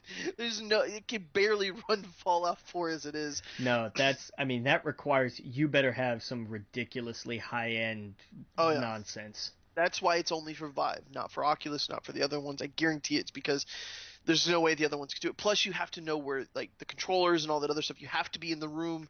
I'm curious how they do that. I'm curious how they have the character move without you move. That's going to be interesting. Right? Um, so more, we'll definitely pay attention to that because man, that is awesome. That sounds really cool. Um, uh, but yeah, so I think that's it for Bethesda, right? Well, Dishonored 2, we got to see like some Oh actual yeah. gameplay for that. What am I talking about? Yeah, one of their biggest, the last thing they showed there was Dishonored 2, and it looked really cool. Yeah. Yeah, And comes out November 11th. they pulled a, or rather maybe Ubisoft pulled an EA with South Park, where they're like, hey, and by the way, if you pre-order or pre-purchase Dishonored 2, you'll get Dishonored Definitive Edition for your platform. Yep, yep, which is really cool. I hear it's a really good game. Yeah. Oh, I love Dishonored. I Yeah, loved it. I I don't definitely know want to if play I. the first one. Yeah. If I get. I don't know. I've got a rewards coupon for GameStop for pre-owned, so I might go in and see like if it's like $20 or something. I might look into that. Why don't you just pre-order this game? You get it for free. Because I don't know if I'm gonna really dig Dishonored 2. It looks super interesting. But you're right. I don't think I'm gonna pre-order it. Well, and I mean the thing is, like, it's a $15 coupon, so like I could, That's true. and that's the thing. Like, I don't know. And answer me this: when you did it for South Park, what did you get it for? $60. No, I meant platform. PlayStation 4. Okay, and it came with the with a PS4 version of Stick of Truth. It came with, you know how like if you purchase from PSN, when you go to download it, whenever you order from PSN and you click download, you click buy, and then suddenly it pops up and it shows on the right hand side the game and all the extra stuff. Right. The first thing that was there was South Park Stick of Truth downloading, and then it showed all the free avatars you get, like mine's Cartman is Coon. What is he? What was that? Is that his name, right? The Coon, I think. The Yeah. Coon or something, yeah. And all the avatars, and then below that it had South Park Fractured But Whole and whatever came with that. So like that's all like 128 days out, you know. But it immediately started downloading the Stick of Truth, just Okay. immediately. Yeah. I mean but like that's my thing of like that's the other thing is like I couldn't afford to pre-purchase. Right, Like I could pre-order. Like I will like I'm going to GameStop tomorrow and like I'm gonna pre-order that. I've got to put some more down on VR right. and No, then no. I mean, hats off to South Park because I never do that. I usually only pre-order the game literally the day right before it comes out, just because I want it to download early. right. Pre-order bonuses have never excited me, except for this. I wish more games did this. And I think now they are. Yeah, they really should. Like, and maybe that's what they were doing. That's why they're holding on to South Park. Now you can buy South Park Stick of Truth when the game comes out, apparently. But you have to wait that long in order to play it. And I didn't want to. I was like, I want to play this right now. Like, I want to sit down and I forgot because I played it before most of it, and I just forgot how much fun it is. Like the they're ridiculous. It's like it's South Park. So you have um it's offensive as hell. You have the fighter, the mage, the what was it? The fighter, the mage, the thief, and the Jew as like your four different classes. Yeah. And that's just a tease. I won't go any further about how offensive they are, but it's like, oh, that's right. I'm playing a South Park game, and it is as ridiculous as the TV show is. And that's what makes it great. Like That's what makes it and great. it's the animation style. Like that well, we'll talk more about that when we get to it, but like Oh yeah, we're getting ahead of ourselves. Sorry, but yeah, no, Dishonored 2 looks really interesting. I want to try it, but yeah, I'm not.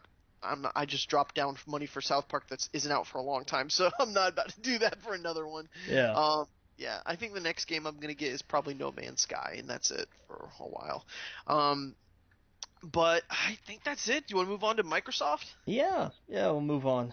All right, man. All right, so Microsoft, I liked it, I guess, a lot more than you did. I thought it was, this is well before we saw Sony, and maybe it was because we saw EA, and I was like, this is garbage. I saw Bethesda, and I was like, well, good for them. They did a lot better than we were going to give them credit for.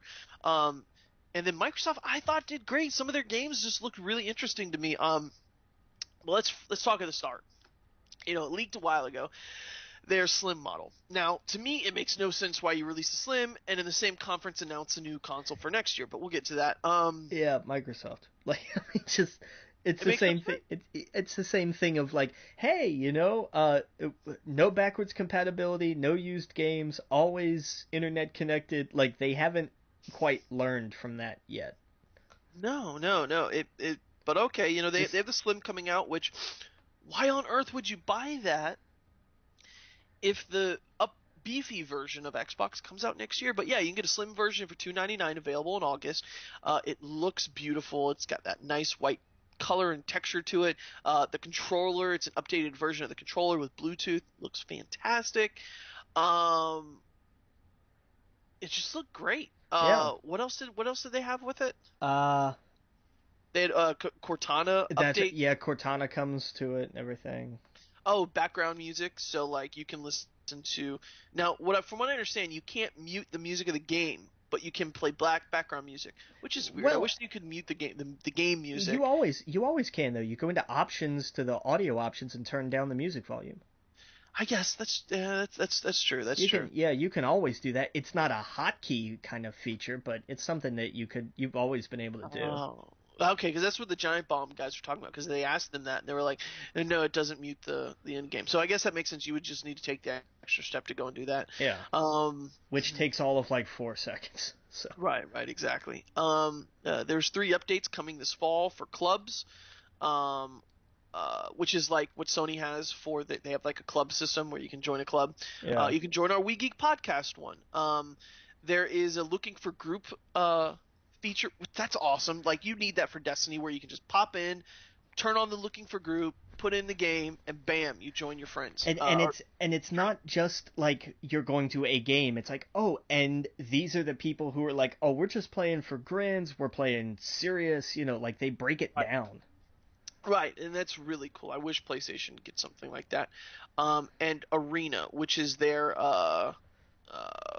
what would you call it? It's their esports platform, Right. basically.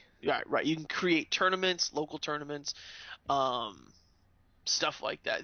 They were talking about real fast looking for group one. Um, oh no, never mind. We'll skip that. But yeah, the arena, the which is cool. I mean, it's not for me. Um, I'm not looking for tournaments. I like playing with people, but only specific people. I don't play with strangers. I hate when I'm in a group with someone for on the mic and I'm trying to do something with them and then one of their friends jumps in and it's a kid that just sounds like he just got off Xbox Live, Right. screaming, cursing, saying, like he was on 4chan or something, and I immediately block them. I I don't know. I just have bad instances with playing with other people, but I have really good ones. Like I played with the guys from Talking Comics and Talking Games, and they are the best. I love playing with them. I have a whole group of friends that I also play with more on the regular. That we all met in Destiny, they're fantastic. So like there are good groups out there. So hopefully with this looking for group, you can find some, and who knows, Arena, you might find some like-minded individuals to do tournaments with. But yeah, they start out the show with that, which is like, okay, we heard about all of this except for the little features. And then they did Gears of War 4, which I know you said you weren't interested, but man, that looked beautiful. Yeah, like if you're like, I mean, yeah, my thing was just like the Gears games never did it for me. But I understand, like, not only is this like a flagship Microsoft franchise, but I Oh yeah. know this sells and it's got a huge fan base. I'm not coming down on the game. I'm just saying this for me, it didn't do anything, but I know I'm in the outlying minority here. I know that. Right. I thought it looked great. Also, all digital games playable on Xbox and Windows 10. Yeah, they're doing their whole what is it? Buy once, play anywhere, right? Huge. And it's kind of weird because it's like, if I have a PC, a gaming PC, why do I own an Xbox? Well, because maybe that's not all you use it for. What I know, what I do know, you I mean? know, I know, but here's the counter argument. Why, you know, it's incentivizing people to buy more PCs. Oh, it totally is. It makes sense for Microsoft. I get that, but it's like Yeah, if I went out next year and I spent $1,200 on a gaming PC, and then say I want to do VR on top of that. And my choice was to go out and get a VR or to get an Xbox. I probably go VR because if I can play all my Xbox games on the PC, why would I do that? I don't know. Because I think this is limited to Xbox exclusives. That's why. Right, but what? Why else own an Xbox? If everything else is going to be on PC or PlayStation, what's if you own a That's a fair PlayStation point. and Yeah. a gaming PC, you don't need an Xbox. Is all I'm trying to say. That's my opinion. I mean, I'm sure I'm wrong, but It's not a terrible point though. yeah, That's if something to I own think a about. PlayStation and I got a PC, and you're telling me Gears of War is going to be on PC, you're telling me that, Halo is going to be on PC now. Well, I mean, I guess if you want to sit in front of the couch, I guess if you don't want to take your PC out there, that makes sense. But Well, I but don't I got mean, all how that money. many? Like, I don't know. I barely have enough for just a PlayStation, let Right. alone all this other stuff. I have a gaming PC that's years so old that I can play World of Warcraft on, and I'm happy with that. But anything new, no way, Jose. Yeah. I think the last new game I played on it was that uh, Assassin's Creed pirate game. But anyway, we'll be back. You're listening to We Geek Podcast on the N.FM. See you guys in a minute. Welcome back to We Geek Podcast on the N.FM. And before I got lost in talking about Xbox stuff, we'll get back on track. Gears of War. I thought it looked great. I can't wait to pick that up. That's one of the reasons I own an Xbox. Um, I'm definitely not going to get the Slim. Definitely going to wait for the newer version before if I upgrade. But God, I can't wait for that game to come out. What other games did they show? They showed Killer Killer Instinct. Instinct. Yeah. Yep, and what is it, General Ram? Yeah. From Gears, he's gonna be a new character, but like we knew that already though. Like, Oh, we did see. I forgot. yeah, it was leaked like months ago. They were like, oh Oh, hey, and we saw because he was in like he appeared in like some live stream footage or something. And I mean, this was like months ago. He was like in the background of some live stream footage or something. They were like, "Oh, so ah, he's confirmed." Okay. okay, well, that makes sense. So that's cool. I know there's a lot of Killer Instinct fans out there. That game did pretty well for their system. And yeah, man, the Forza Horizon 3. I love that. That's cuz like that Yep. was one of the biggest things that I didn't like about Sony is that Gran Turismo is just not fun. Right. I wish it was. I so wish it was. But Forza is awesome, and Horizon is tremendous. The first one was phenomenal. The second one maybe a little less so, but with three it looks like look, here's just some craziness. Just go nuts. When they Yeah, when they have your buddy coming in on a helicopter being dropped into the match. Right. Fuck yes. Like and I thought of you too because I was like, dude, Logan's gonna love this because I know you like those kind of games. Yeah. I was like, this looks fun. And usually those games don't speak to me. I'm not a car person. I'm not usually into racing games. But when I saw that, I was like, that looks fun as hell. Yeah, You know, like I can tell you jack about cars. I don't know, I don't care, but I right, love good racing games. right. Usually those are the more arcadey games. Tabletop racing is free for Plus people right now, and Oh, it's I saw you fun. playing that. Yeah, it's kind of Micro Machines ish. Oh, I gotta It's download that. you should while it's especially since it's still free. It's really fun, and that's like it's a simple racing game. It's arcadey and they're fun. The sim racing games have never really done a lot for me. I've always liked the more arcadey feel. Daytona USA and things like that. Ridge Racer, back when it was really back when it was PS1. And Gran Turismo used to play like that, but like now they've gotten super serious and everything. But that's the difference between Forza and Horizon. Forza, like the main series, is much more sim, and Horizon is kind of the more arcadey go nuts See, game. you see. I never go near racing games. I think Mario Kart excluded. The last racing game I can you guess which the last racing game I would have purchased? It's Uh, on PlayStation. uh, And I won't drag this out for too long. Was it a neat? Was it one of the? No, Burnout. It was probably Burnout. It was for the original PlayStation, and it was called Porsche Challenge. Okay, they get wow, wow, That's yeah, I wow. don't go near them. I don't like them. They're not for me. Oh, That was the Burnout. last one I actually Yeah, purchased. that's why I was hoping for a new Burnout game. Burnout games are so much fun. Right, right. I love the Burnout games, but I'll take this. Like Horizon has always been kind of like like the slightly off kilter cousin of Forza, Right. and I'm okay with it. It's not crazy like wacky go nuts out there, but it's more arcadey, and I love that. I love that feel. I love that kind of. I don't want everything to be so grounded. Like you'd never race a Lamborghini across the beach. Come on. Right, right, exactly. But that's why I love this. They're like, yeah, and he spun it around and threw it in reverse. Why not? Who cares? Like that's what I like about this. Oh So yeah. And go what for about go for Horizon 3. oh yeah, yeah, definitely. What about this Recore game? Recore looks interesting because remember they did like the cinematic trailer last year, and I was like, well, okay, that's kind of neat. And now we got to see some more of that. I was like, okay, that could be something. All right. Yeah. It's pretty colorful. It's a little bit less than I thought just because the art style I thought was a little bit different. Yeah.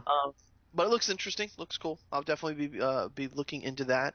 Um, they had a Final Fantasy 15 demo.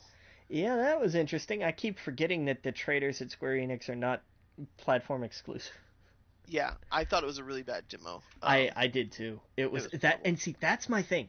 That was kind of how I felt through the whole conference. I was like, here's a game demo, and I'm not really impressed. Oh yeah, Like they almost all seem that way. Horizon didn't, but even Killer Instinct, like when they were like, and here's General Ram, and he's gonna do one move, and that's right. the showcase. And I'm like, that's wow. Yeah. Well, when we get to Sony, we'll talk about How to how do you do this it. right. Yeah, exactly. Inside, to celebrate incoming release, Limbo is now free for Xbox One, which is cool. Yeah, Uh, inside looked neat. Like it's the follow up from the I can't remember the developer's name who did Limbo, mhm, but they're like, hey, and because it's coming out in like 2 weeks, I think. mhm. They're like Limbo's now free, and I'm like, great, it was free a couple months ago, and it's been free like 4 times on PlayStation. So Right. Oh yeah. We got We Happy Few. Was it Compulsion Game? Next title showcase. So that looked creepy. yeah, like I like that. Yeah, that looks really creepy. Um, there was they showed Gwent, the CD Projekt Red's standalone card game for The Witcher 3.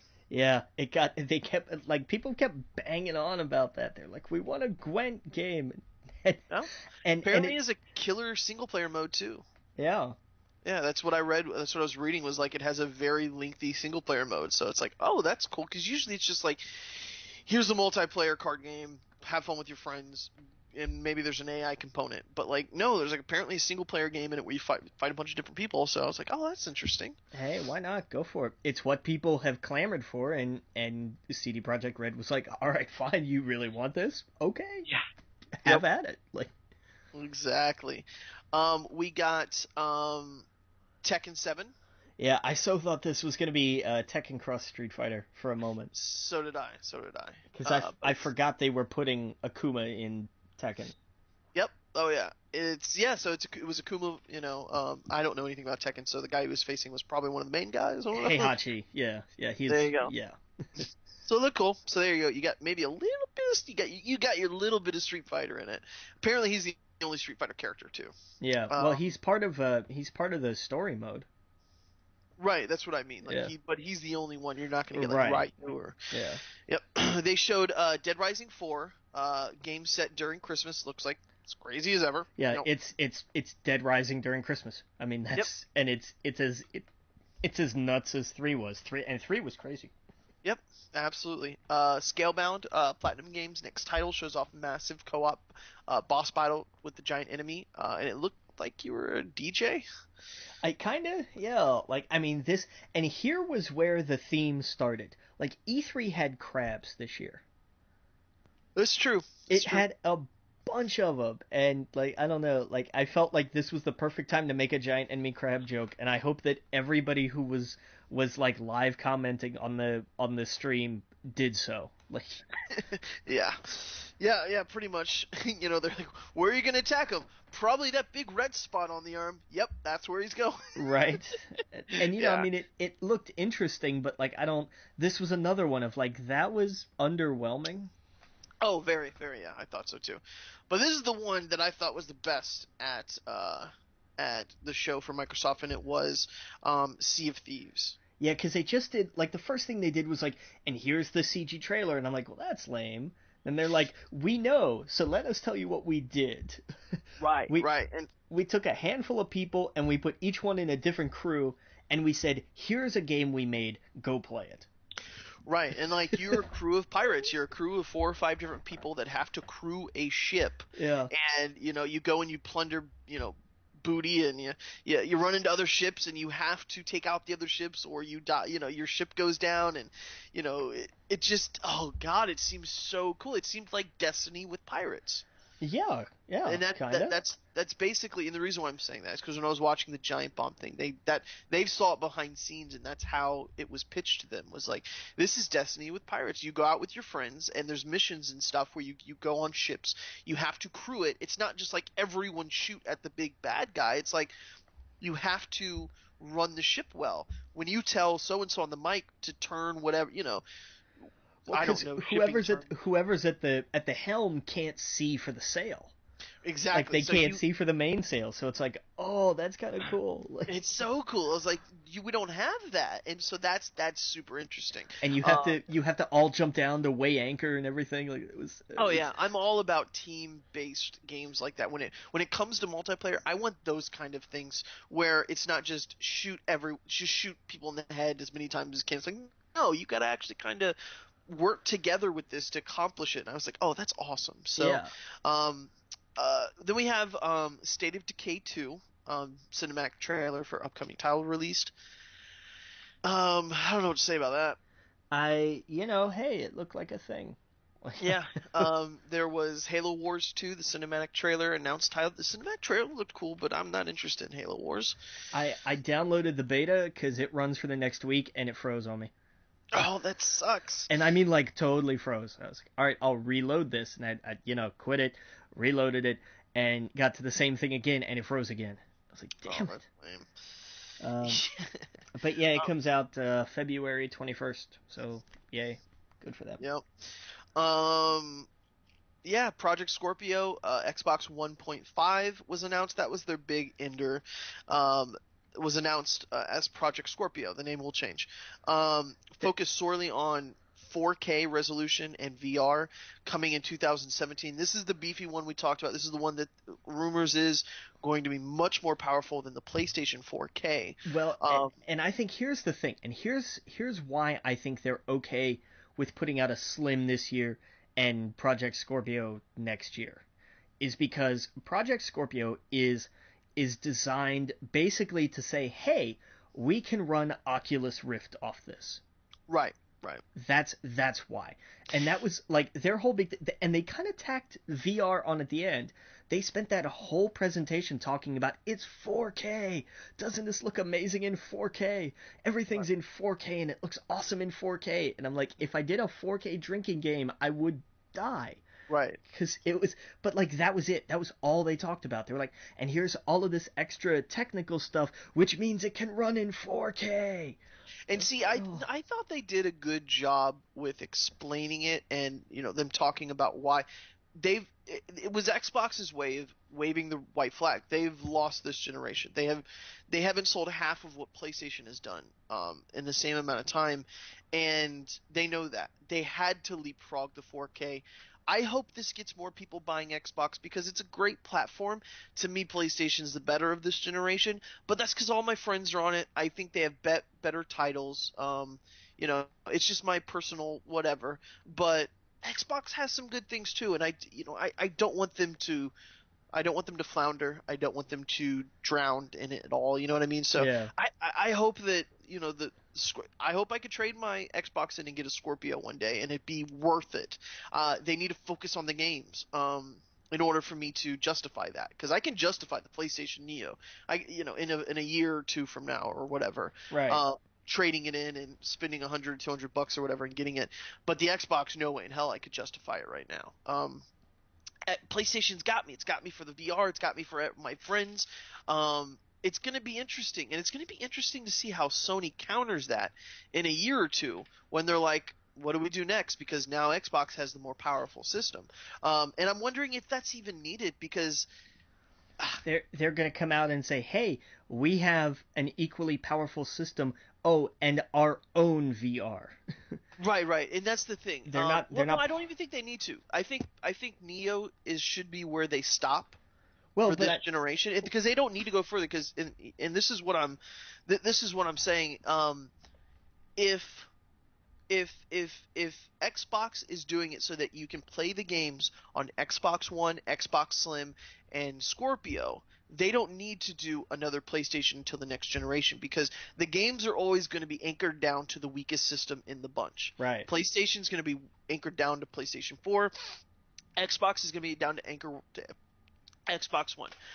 There's not going to be some mind-numbingly new feature that they're going to add to Scorpio that I can think of that justifies that. And maybe that's a part of their message is that hey, if you're already in, you don't need this. It's not needed. Right. It's to I think it's maybe to get people who don't already have one to go, hey, let me give that a shot because that's got like like a mini PC game or PC machine or whatever. Yeah. What else did they talk about? Anything else? I think that's it for Microsoft. All right, let's.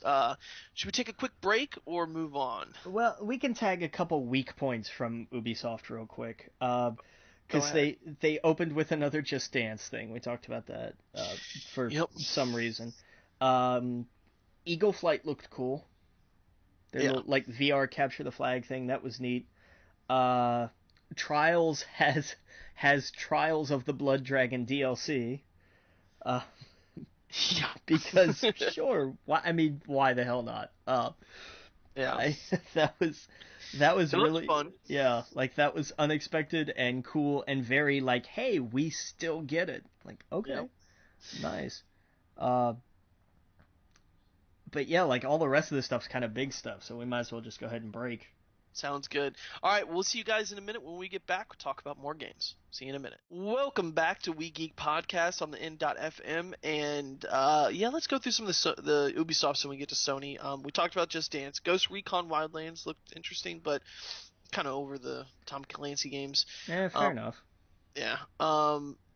South Park looked awesome. I pre-ordered it to get the Stick of Truth. Comes out December 6th. It is, they said it's a 4.0 version of the last game with superhero stuff and Yeah. you can work more on the character itself and the RPG for that. So that was interesting. I It was bet you funny. won't get halfway through phase 1, DC Comics. Right. Oh yeah. It's all about like I love how that trailer. That trailer was so good. it's perfect. Go watch it. It's all about like how they should move forward with their movie franchises, and that's what drives them apart. And I like how he's talking about like, well, Civil War used to have this title, Fractured Butthole, but Yeah. they couldn't share it or something. But That's yeah, right. it was funny. They had Trials, new expansion announced for Trials of the Blood Dragon, available now. Watch Dogs 2 looked interesting. It looked like a lot of more the first Watch Dogs, so I'm weary because the last one I heard wasn't that good. I mean, Watch Dogs was okay. It was just overhyped. That Okay. was a big thing. But 2 looks fluid. 2 looks like it looks like what a sequel should be. Right. It's like, But yeah. still, I think I'm gonna wait with that one. I'm not gonna pre-order anything. Fair enough. San Francisco looks awesome though. Yeah. In it. True. Yeah.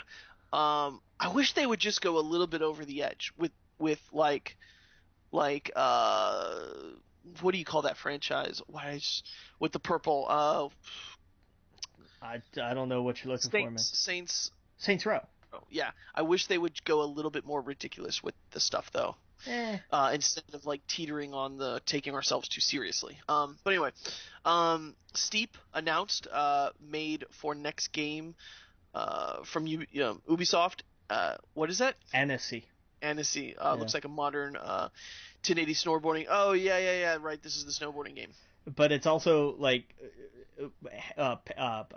wingsuiting and all kinds of stuff. It's like 1080 meets SSX.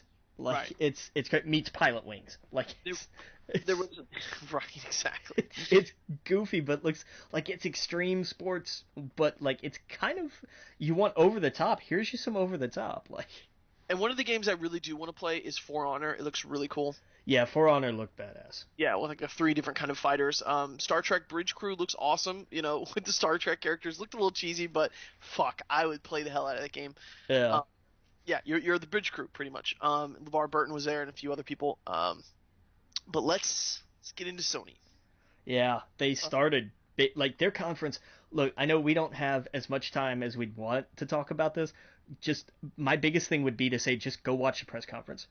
yes, the Fine. music, everything was just the way that they only went on stage like two or three times, and when they were on stage, it was for less than a minute. It seemed like. Yeah. Hey, You know, look, welcome to Sony's conference. Here are games. Exactly. They talked about Orlando for just a moment. They talked about Sony's ecosystem for just under a minute. Talking, PlayStation 4, the VR coming out, and that's it. Rest in peace, Vita. Right. But when they opened the show, it was like, and I told you this earlier, Logan. It's like what I imagine it would be back in the 70s when you went and saw a movie. You heard of none of the movies coming out in the next year, and you saw previews for the first time and you were just in awe of them and they just kept coming. It's like sitting in a theater and you see the Alien trailer and then the Indiana Jones trailer and then something that you're like, "Oh, I never knew of any of these movies. I want to go see all these." That's what it felt like Yeah. because a lot of these were rumored and hinted at, but it was just exclusive game after exclusive game after exclusive game that I'm interested in. Um God of War right off the bat, dude. And I loved that they not only changed it to Norse mythology, but the way it feels. Like it feels like a Tomb Raider or like even like kind of like a Bloodborne when he's doing the battle, like a Yeah, and Bloodborne Souls game. they've got some RPG elements to this. Oh yeah, it's like something discovered. It's like, is this open world? Holy shit, they completely changed. It's like they took it from the ground up and they said, what is relevant today, Yeah. gameplay wise, and how do we make him relevant? And it's not just screaming Kratos. You get that for a moment as a tease. Yeah, and then he kind of stops. He's like, "No, I forget. I'm talking to a child." Like, Right, it's his son. So obviously this is Kratos that is a little bit older, moved to Norway, and has a new family. And only god awful things can happen to him, but especially with dragons flying around. Like, come on, that God scene of with the War with knife, dragons. my first thought was Pete is gonna hate this, but then I thought, fuck that. This is a great little moment to show. Right, and This is that was also kind of the point Yeah, of this like, is real. This is yeah, You just shot the deer. You have to give him a clean kill because that's the real world. When yeah. you go hunting, you have to do that. And I loved that. And then we don't have much time, so we'll go on to Days Gone. Now they showed just the demo, the trailer, and then later on they showed the demo. This to me is why did my mind just go It's like blank? The Last of Us meets Dead Rising is the way I Yes, saw it. and I think it's Sam Witwerk or whatever his name is. He's the actor in it, which is great. Yeah, it reminded me of Last of Us, and I loved that. Yeah, The way the zombies were pouring over each other, very very World War Z. beautiful, absolutely beautiful. I was like, this is awesome. Um, can't wait for that. That's the Sony Bend game that everyone's been talking about for years. Where's your game? Yep, here it is. Now shut up. Okay. Oh yeah, oh yeah. Yeah, there was a hashtag Colin was right. um, Oh, but then they showed The Last Guardian. I'm glad it just showed a few minutes of this because we don't need to see any more of this.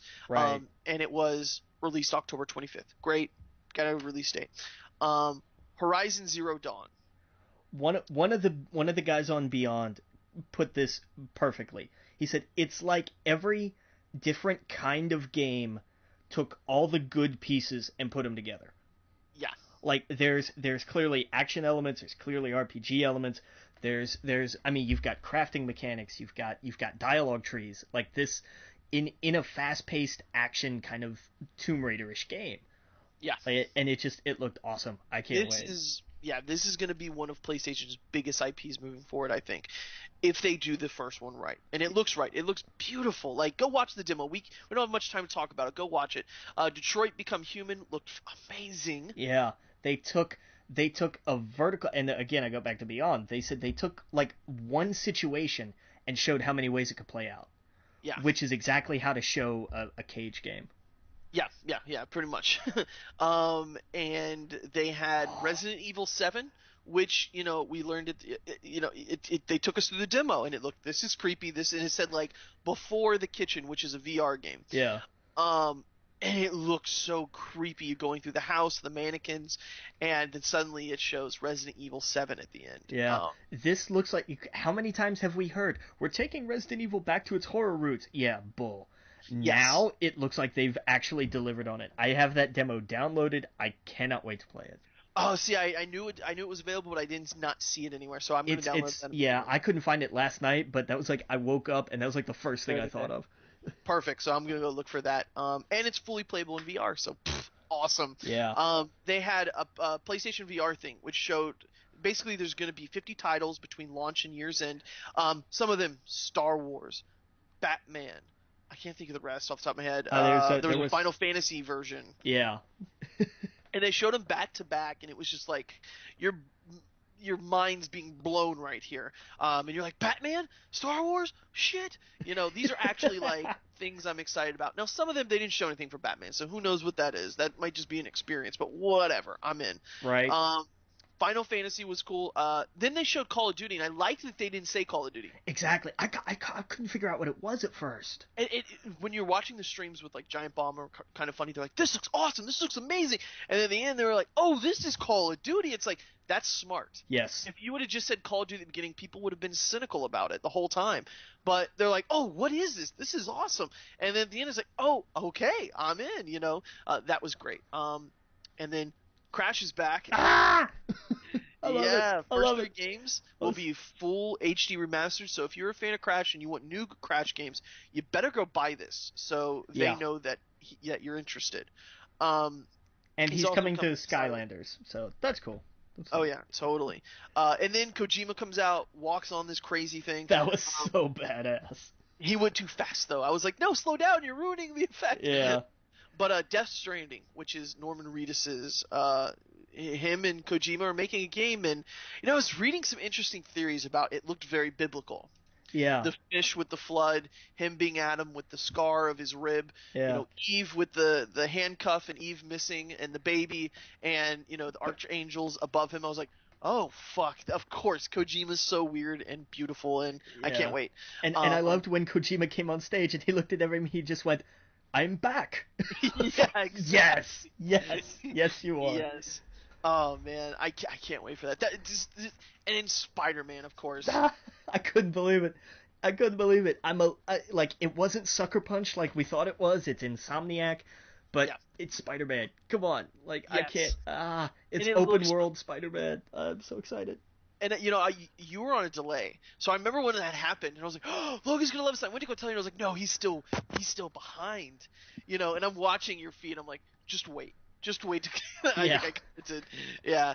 And then what else? Then that was it. They ended with the Days Gone demo. Days Gone. Okay, so we're running out of. We ran out of time. Next week when we get back, we will talk about Warcraft because we both saw it. You should go see it too. Real fast. It's if you've played Warcraft, you're gonna love the movie. If not, maybe it's not for you, but it's okay. It's not as bad as everyone's saying it is. Anyway, we'll talk about Game of Thrones. This week's episode looks amazing, so we'll get into that. Yeah, it's the big one. It's the big one. So we'll have a lot to talk about next week. What was the book again? Among Others. Among Others. We're gonna talk about that next week. We'll have time for it. But again, you're listening to We Geek Podcast on the N.FM. Go to our Facebook group, our Twitter at We Geek Podcast, at the Logan Witt, at Adam Estep. Our Gmail is wegeekpodcast@gmail.com, and I think I covered everything. Give us reviews, likes, all that fantastic stuff, and we'll see you guys next week. Captain?